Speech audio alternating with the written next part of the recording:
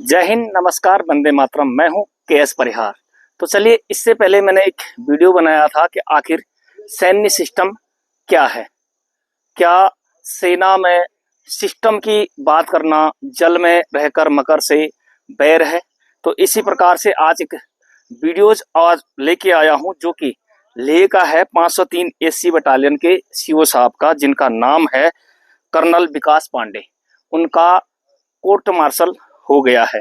Basically ASC में ration पानी, साग सब्जी, मीट फरेश इत्यादि आती हैं, उनकी टेंडरिंग होती है और राशन की क्वालिटी इत्यादि उसमें घोटाला पाया गया। तो कर्नल साहब का जीसीएम बैठा और 2020 से अब तक कार्रवाई चल रही थी। लेटेस्टली उनका शायद करेक्ट डेट 8 अगस्त या इसके आसपास चंडीगढ़ एएफटी के फैसले में उनका कोर्ट मार्शल हो चुका है। 7 संगीन आरोप उन पर लगे थे। जब भी कोर्ट इंक्वायरी या एविडेंस एक कर्नल रैंक के अधिकारी के साथ के लिए बैठती है तो कम से कम जो प्रेसिडेंट ऑफिसर से होता है वो उनसे एक रैंक ऊपर, यानी ब्रिगेडियर साहब और मेंबर्स सम रैंक के हो सकते हैं। तो एक कर्नल और एक ब्रिगेडियर साहब और 3 कर्नलों की कोर्ट ऑफ इंक्वायरी में उनको दोषी पाया गया, बेंच में दोषी पाया गया और उनका अंततः कोर्ट मार्शल हो गया। एक अनजाने बेनामी शिकायत उनके नाम आई थी, आरोप भ्रष्टाचार के लगी थी, उनकी जांच हुई।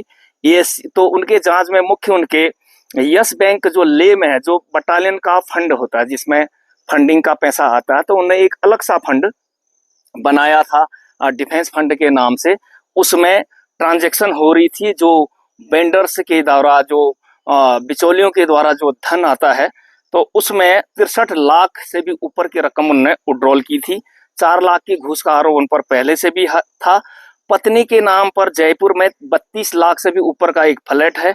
इसके अलावा पत्नी के नाम पर BMW भी उन्होंने ली। यहीं तक उनका पेट नहीं भरा। इसके अलावा अन्य आरोपों में कि 22 लाख 23 लाख इस तरह के ट्रांजैक्शन उनके पास अतिरिक्त भी पाए गए। अंततः इन चीजों की पुष्टि तो सेना करेगी कि उनका कोर्ट मार्शल हो गया है, लेकिन हकीकत यही है कि एक कर्नल का कोर्ट मार्शल जो कि एएससी बटालियन में तैनात थे और लेह में तैनात थे 503 एएससी बटालियन, उनका कोर्ट मार्शल हो चुका है।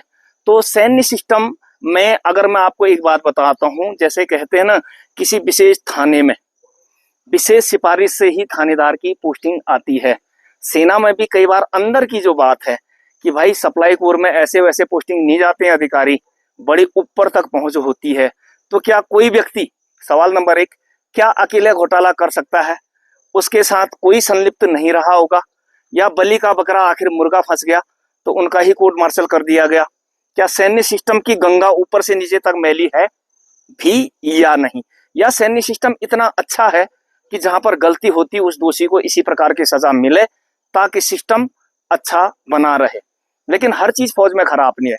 मैं सबूत, कोरोना काल में पेंशन आया 2021 मई में, तो रेजिमेंट सेंटर जैसे जाते हैं अपने क्लेम के लिए 1 महीने के लिए, वहां से रिटायर होते हैं, तो हम लोग तो नहीं गए, सीधे घर ही आए, क्वारंटाइन थे और एक भी पैसा छूटा नहीं। कुछ चीजें सेना में बहुत अच्छी भी हैं।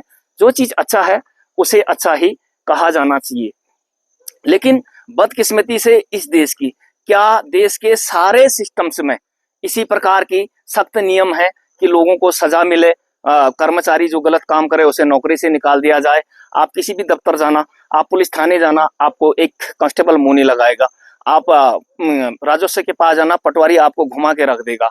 घूस चाहिए होती है सबको। इसी प्रकार वन विभाग या अन्य प्रशासनिक सेवाओं से लेकर सरकारी पदों तक कहीं भी जाओ आप, कितना आपको सुनते हैं। खास करके फौजियों की क्या दशा है उसकी बात कर रहा हूं। तो क्या सिस्टम सेना का बिल्कुल ठीक है, कोर्ट मार्शल हो गया, क्या अन्य जगह इसी प्रकार से सिस्टम फॉलो होती है? यदि फॉलो हो रही होती है, एक छोटी सी बात, पंचायती चुनाव अभी अभी उत्तराखंड में समाप्त हुए हैं, क्या सिस्टम सब ठीक था? क्या सब कुछ ठीक है? क्या लोकतंत्र की बेसिक बुनियाद इसी प्रकार से बनती है? आपने खुद देखा है, समझा है, जाना है, आप अपने कमेंट्स जरूर दीजिएगा। लेकिन सिस्टम में सुधार होना जरूरी चाहिए, चाहे वो सेना का हो, सिविल ऑर्गेनाइजेशन का हो, भारत सरकार का हो। पूरे देश को सिस्टम में आना क्या जरूरी नहीं है? है या नहीं, आप अपने कमेंट्स जरूर दीजिएगा।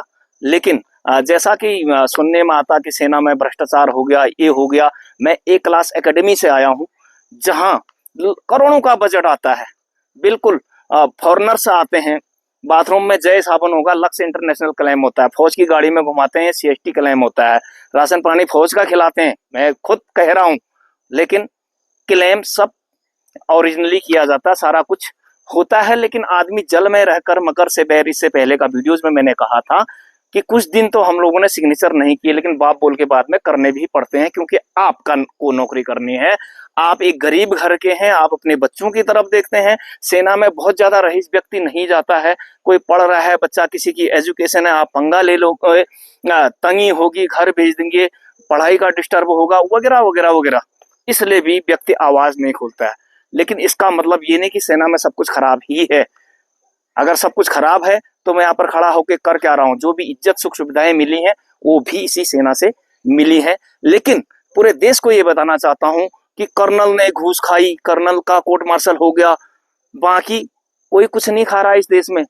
लोग बड़ी बड़ी चीजें खा गए, तोपें खा गए, डिफेंस का इतना खजाना खा गए, अन्य कई चीजें खा गए। सबकी जांच होनी चाहिए, ना कि सेना की तो ठीक है, लेकिन क्या पूरे देश में सिस्टम एक्चुअल और ठीक है?